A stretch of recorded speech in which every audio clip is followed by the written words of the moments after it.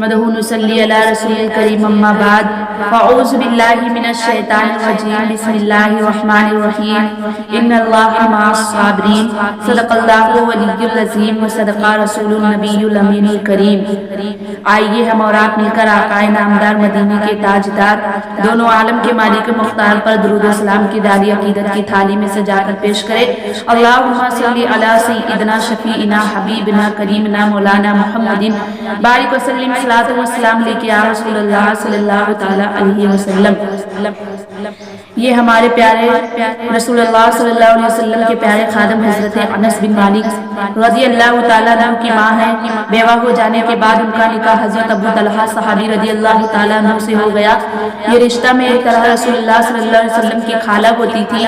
ان کے ایک بھائی جو حضور صلی اللہ علیہ وسلم کے ساتھ جہاد میں شہید ہو گئے تھے، ان سب باتوں کی وجہ سے رسول اللہ صلی اللہ علیہ وسلم ان پر بہت مہربان تھے اور کبھی کبھی ان کے گھر تشریف بھی لے جایا کرتے تھے۔ حضرت بی بی ام سلیم کا ایک بچہ تھا جو بہت زیادہ بیمار تھا۔ حضرت ابو طلحہ صحابی رضی اللہ تعالیٰ عنہ صبح اپنے کام دھندے کے لیے باہر جانے لگے کہ اس بچے کا سانس بہت زور زور سے چل رہا تھا۔ ابھی ابو طلحہ کام پر نہیں پہنچے تھے کہ بچے کا انتقال ہو گیا۔ بی بی نے سوچا کہ دن بھر کے تھکے میرے شوہر کام پہ سے گھر آئیں گے، بچے کی موت کا حال فوراً سنیں گے تو نہ کھانا کھائیں گے نہ آرام کر سکیں گے، اس لیے انہوں نے بچے کی لاش کو ایک الگ مقام پر لٹا دیا اور کپڑے سے اڑا دیا پھر اس کے بعد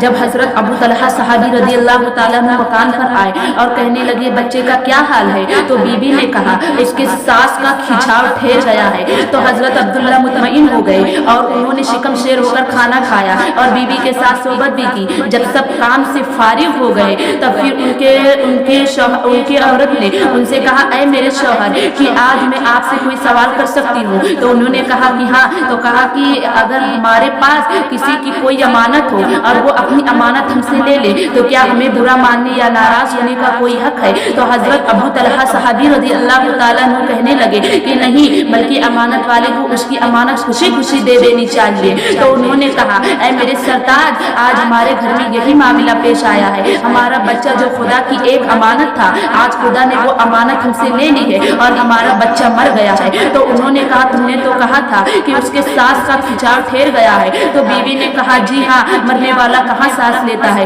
حضرت ابو طلحہ ہائے افسوس، بچے کی لاش گھر میں پڑی رہی اور میں نے شکم شیر ہو کر کے کھانا کھایا اور بیوی سے صحبت بھی کی اور اپنا خیال بیوی نے ظاہر کر دیا کہ اگر آپ کام سے آتے اور فوراً میں بچے کی موت کا حال کہہ دیتی تو آپ رنج و غم میں ڈوب جاتے، نہ کھانا کھاتے نہ آرام کر سکتے، اس لیے میں نے اس خبر کو چھپایا۔